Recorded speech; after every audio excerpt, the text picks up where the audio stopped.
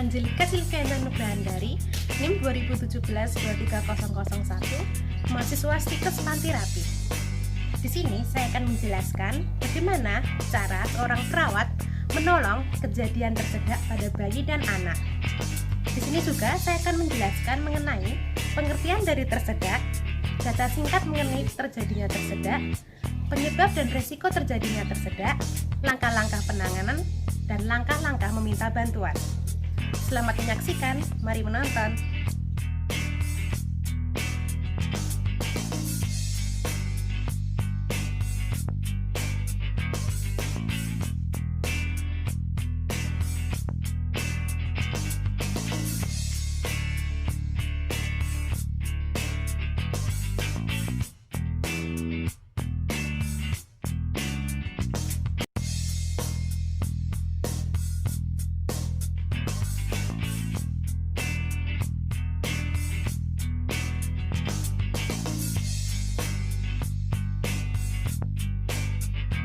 Halo teman-teman, di sini saya akan menjelaskan mengenai rencana dan tindakan dalam kegiatan kali ini.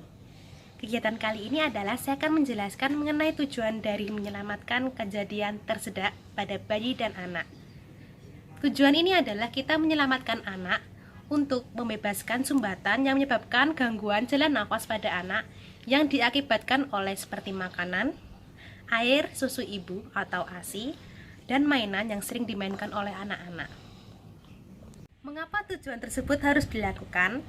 Hal ini adalah bertujuan untuk menyelamatkan anak terbebas dari resiko penyebab terjadinya gangguan jalan nafas yang tentunya akan berdampak fatal hingga berujung kematian kepada anak dan bayi.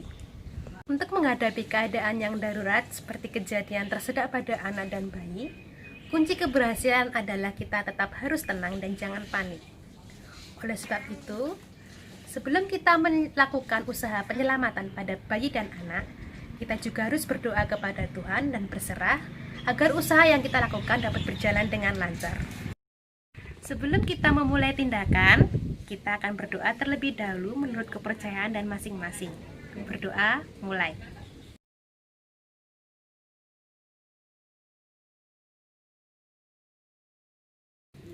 Berdoa selesai. Selanjutnya, mari kita lakukan usaha tindakan penyelamatan tersedak pada bayi dan anak. Selamat menyaksikan.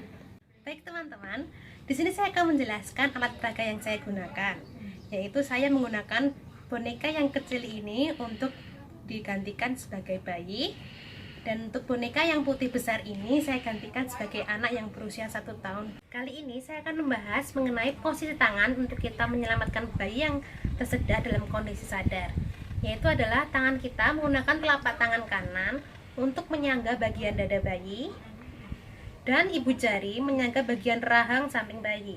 Pertama, ibu jari dekatkan pada rahang bayi yang sebelah sini, misalkan ini rahang bayi, lalu tangan yang lain itu ada di bawah rahang bayi seperti ini. Lalu gunakan telapak tangan kiri untuk mendorong bagian tulang belikat bayi di antara belakang pundak sini ya, seperti ini. Kita nanti dorong 1, 2, 3, 4, 5, pokoknya sampai 5 kali seperti ini. Kemudian posisikan bayi seperti ini dan berikan 5 hentakan pada daerah tulang belikat di antara belakang ini ya. 1, 2, 3, 4, 5. Prosedur ini dinamakan adalah back blows. Kemudian letakkan bayi terlentang seperti ini. Kemudian kita cek pada daerah mulut bayi apakah terdapat sumbatan. Jika ada sumbatan, kita bersihkan menggunakan 2 jari ini dengan dialasi kasa atau tisu yang agak keras ya, dan sedikit lembut. Ini nanti di swab dan hilangkan sumbatannya itu. Bila kita telah melakukan pengecekan dan sumbatannya masih belum keluar, kita lakukan namanya ini seperti ini dengan kedua tangan, tekan pada daerah dada di tengah-tengah puting bayi seperti ini selama 5 kali. 1, 2, 3, 4, 5. Tindakan ini disebut adalah chest thrust.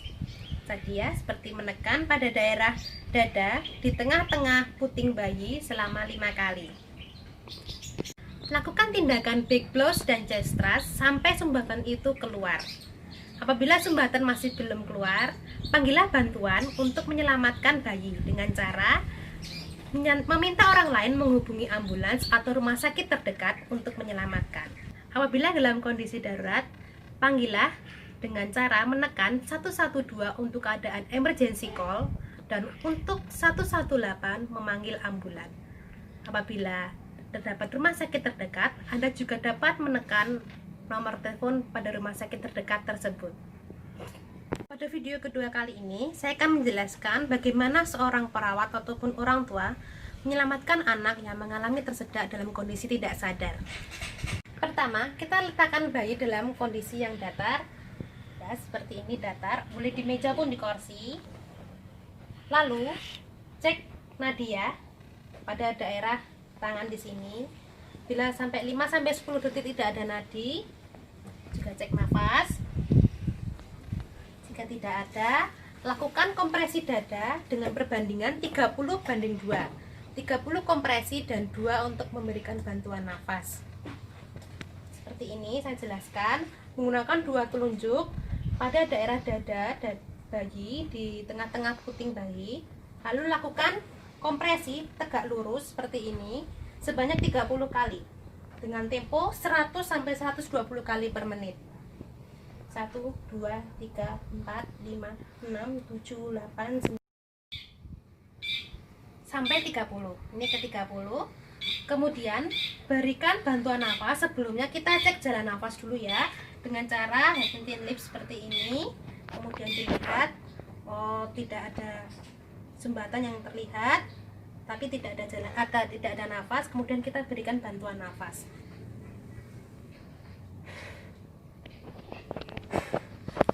sebanyak 2 kali, seperti itu.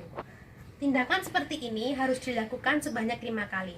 Untuk satu siklusnya adalah 30:2. Kemudian untuk bagi orang awam bisa melakukan kondisi pembantuan penyelamatan hanya dengan menekan dada saja, tanpa harus memberikan bantuan nafas.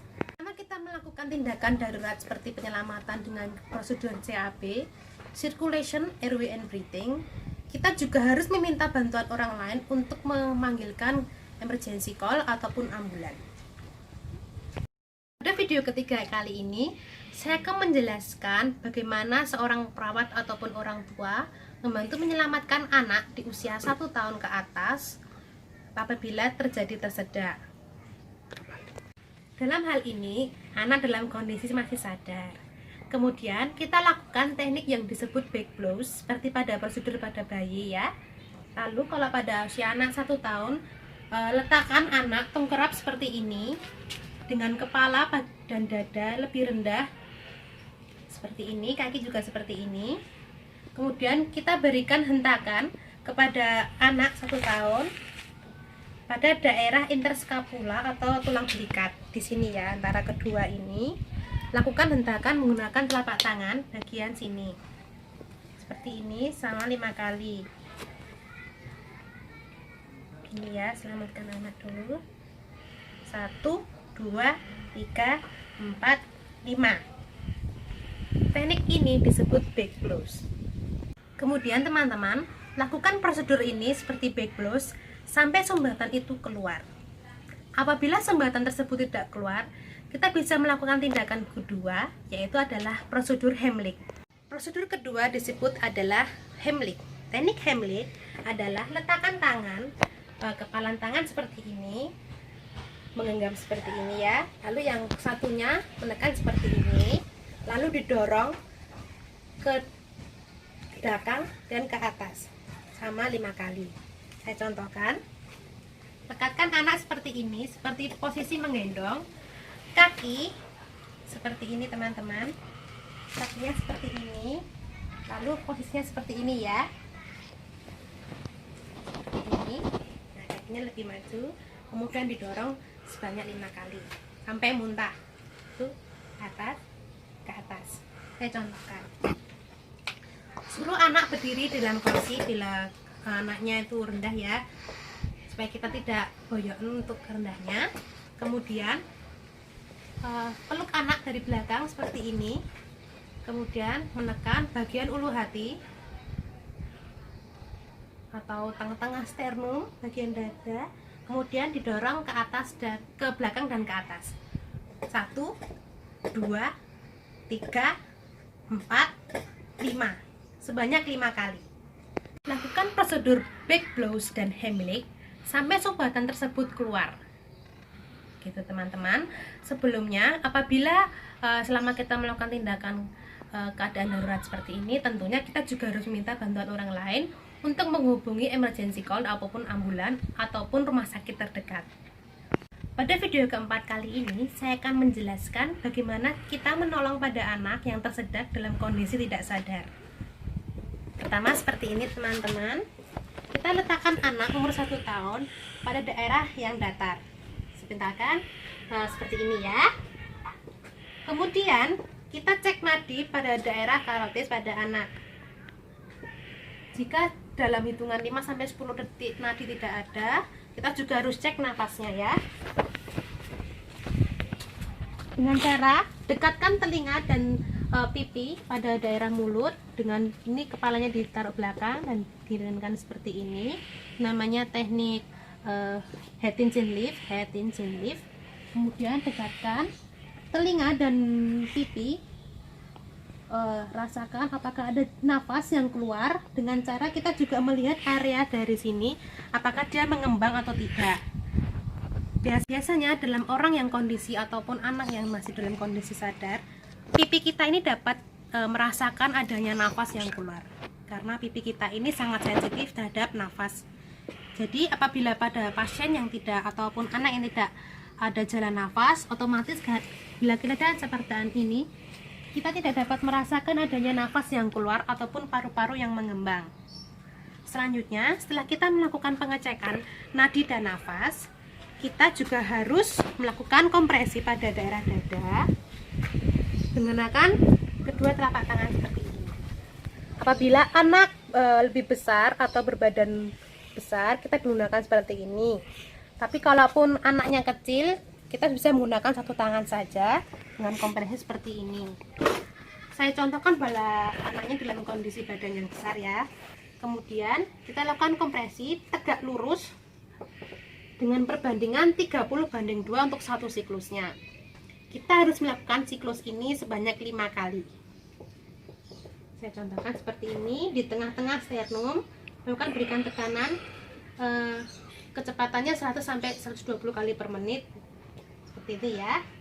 Kemudian kedalamannya 5-6 cm atau sepertiga anterior dan posterior dada anak seperti ini. 1, 2, 3, 4, 5, 6, 7, 8, 9, 10. Setelah 30, kita berikan bantuan nafas seperti ini. Kemudian kita bantukan nafas seperti ini sebanyak 2 kali pada anak.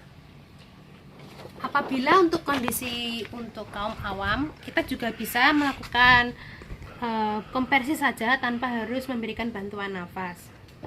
Kemudian teman-teman, apabila dalam kondisi pandemi seperti COVID kali ini, tentunya mouth to mouth ini sangat tidak dianjurkan ya, atau memberikan bantuan nafas pada mulut dan mulut. Oleh karena itu, petugas kesehatan dan kebijakan pada tahun ini adalah memberikan bantuan nafas menggunakan alat yang disebut back valve mask. Dan jangan lupa teman-teman, panggil bantuan dengan cara teriak kepada orang lain ataupun ada orang lain yang di sekitar itu untuk menelpon emergency call dengan cara menekan 112 untuk keadaan emergency call. Lalu untuk ambulan kita bisa menelpon 118 ataupun Anda juga bisa menelpon pada rumah sakit terdekat. Demikian video tutorial yang sudah saya sampaikan mengenai penanganan kejadian tersedak pada anak dan bayi dalam kondisi sadar dan tidak sadar. Semoga video ini dapat bermanfaat bagi kita semua, dan apabila teman menghadapi kondisi seperti ini, teman-teman bisa melakukan prosedur ini.